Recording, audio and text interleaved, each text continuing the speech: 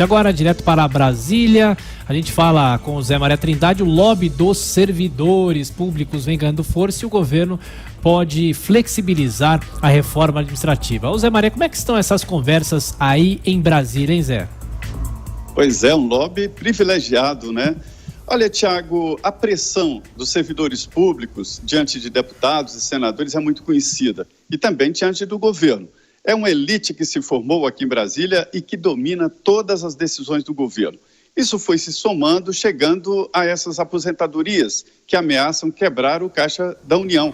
Depois da reforma da Previdência, agora é a vez da folha de pagamento.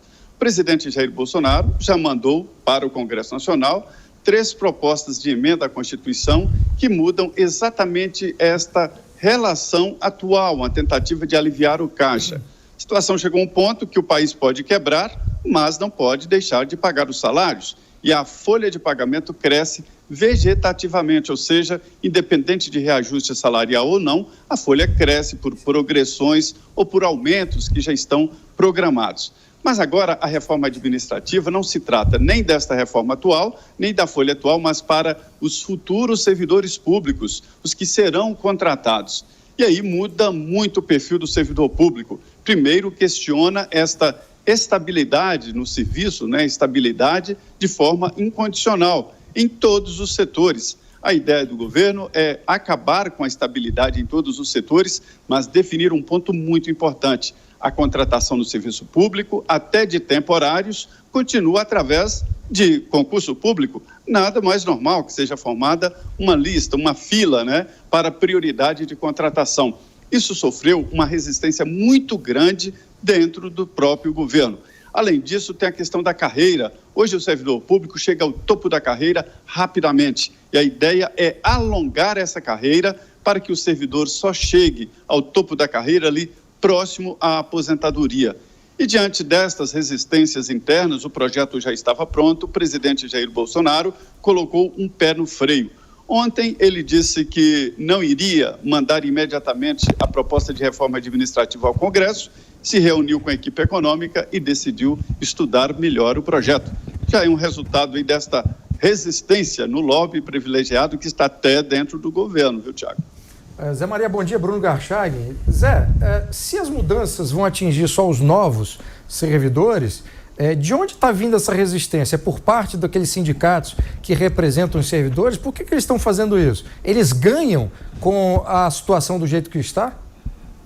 É porque, Bruno, isso é uma grande interrogação. Mas, na verdade, é para não demonstrar que se trata de uma defesa pessoal dos que estão, mas temem que, mudando os futuros, aí cai em tentação o governo, o próximo governo, de mudar os atuais, né?